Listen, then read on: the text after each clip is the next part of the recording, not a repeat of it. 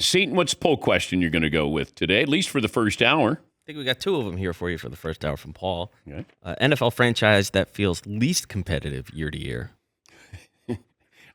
Is this recency bias here with the Arizona Cardinals? A little bit. It's like a feel when you watch a team or a franchise year to year. They just feel like they're going to disappoint. And the Cardinals are possibly a 1 seed. Okay. Yeah, they tend to find the banana peel. Now they've had some hot starts, where first half of the season, and then all of a sudden they cool off. Yes, Eaton. I don't know if I agree about that on the Cardinals, because there's always a little bit of, man, if they could figure this out though.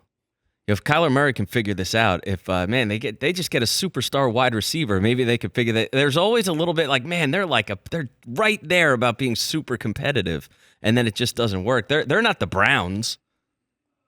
Would you rather be a Cardinal fan or a Browns fan? Cardinals fan all day. All right. Todd? I think I'd rather be a Browns fan because you got the dog pound and people look genuinely passionate about their team. Arizona, you're in the sun, in the desert. I don't know. They took shots at the stadium. I don't really see that Arizona sports fan crazy passion that I'd want to be surrounded by at the stadium. Well, sun and desert don't impact the game because there's other things to do and you're enjoying the sunshine. You're kind of mellow. You don't hear about the crazy Arizona fans that much, but you do hear about the dog pound. Marvin, Cardinal fan or Browns fan? Rather be a Cardinals fan. All right. Paul? This is a tough one. The Cardinals have made the postseason 6 times in the past 40 years. That's a horrible percentage. Yeah. I'd rather be a Browns fan. I'm going to go Browns fan. Yeah. I think Fritzy had a point. They feel more into football. Yeah, there's passion there. As a franchise. Yes. Not the fan base. I'm not big on, I thought the whole point of this discussion that Todd just had was about the fan base. I would say more so like the ownership. They're both bad ownerships, but the Cardinals have a history of, not investing. Well, we keep waiting for Kyler Murray. I don't know what we're expecting to see. Marvin Harrison, Herbie was talking about this last night. This was a big topic, and rightfully so. This was a can't miss. Your dad's a Hall of Famer, and you look to be bigger and better and stronger and faster. And it hasn't happened. Now, his numbers his rookie year weren't bad, but he's supposed to be great.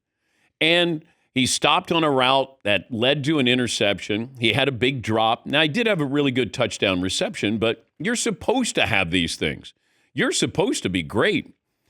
And maybe because you're at Ohio State, everything is open. Don't have to worry about hearing footsteps. But this is a standalone game, and I said this would be a topic and a topic after the game, depending on how well he played.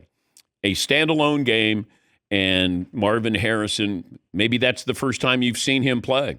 Talent's there.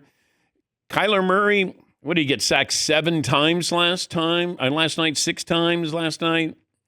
I mean, and that's on the quarterback as well. That's not just the offensive line. That is quarterback trying to do maybe too much. You find a lot of these quarterbacks that's where it's kind of an optical illusion where, man, how did Caleb Williams get sacked 68 times? Isn't he athletic? Lamar Jackson got sacked, 7 times the other night? Well, they're trying to keep a play alive too long. And sometimes, that athleticism comes back to haunt you. But for the Cardinals in that division, because the Niners are undefeated. The Rams are going to be there in the playoffs. And Seattle's 3-1. So the margin for error, and you haven't beaten Seattle since 2021. But it's just not an inspiring franchise there. What's the other poll question, Seton? The other one we got here is the Vikings letting Sam Darnold leave. Was the right decision at the time, or will come back to haunt them? No, it's the right decision. We saw when you need Sam Darnold to be great, what happened those last 2 games of the regular season and postseason. Didn't go well. Do I think he's a bridge quarterback in Seattle? I do. And it might just be a 1-year deal. I mean, Jalen Milroe could be their starting quarterback. But I don't think there's – and Sam was drafted probably too high to go to a bad team when he went to the Jets. He had a really good career at USC. But, he got kicked around in a couple other spots. This isn't I didn't do well in one place, and now I go to another place, and now I have this epiphany. He had stops along the way. Do I think he's capable of leading them to the playoffs? I do. But I don't look at him the way I look at some of these other franchise quarterbacks. And it's probably it says 3-year deal. It's really a 1-year deal. And I think the Vikings, they made that decision when they drafted J.J. McCarthy, that they were moving on from him, just like they moved on from Kirk Cousins. And they're all in on J.J. McCarthy. Now, unless J.J. McCarthy is going to be injury-prone his entire career, then Minnesota made the right decision. By all accounts, they made the right decision. And you get that rookie contract with J.J. McCarthy. He just has to stay healthy. Do I think he should be a better quarterback than Sam Darnold? Yes. But if Sam can kind of just not make mistakes, and last night was just go out there, get a touchdown, a couple of touchdowns, no interceptions, and manage a game. That's all. So we'll get to your phone calls coming up. Here is this is one of those games last night where you didn't know who the coaches were, or you might not know who the coaches were. So when Jonathan Gannon is being interviewed at halftime and they're booing him, and he hung in there, and who was it who was doing the sideline? Haley Hartung? Yes. Hey, kudos to you because you brought up the boos that were happening in the moment there to the coach. They're booing. Wonderful. But Jonathan Gannon, and then Seattle's head coach is Mike McDonald. And Mike McDonald. And he talked about how the Seahawks executed late in the game to win. For us, it was just like, all right, hey, look, we're identifying the 2-minute situation, and AD and the guys are talking to the guys on the bench, and they're ready to go to overtime. They're talking about our overtime plan. It was just kind of like, hey, what's next? Clint called some great plays. We had a great protection in that series.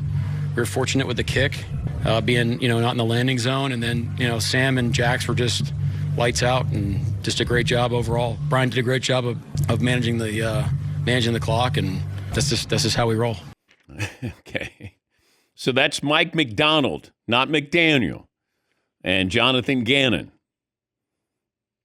Fritzy goes, Jonathan Gannon, was he a backup quarterback somewhere? Yeah, I got confused with Rich. I have Mike McDonald had a farm, E-I-E-I-O, and what's going on there? Mike Glennon, Terry Gannon, I don't know what's going on here. But standalone game, and therefore everybody has an opinion on both of these teams from last night.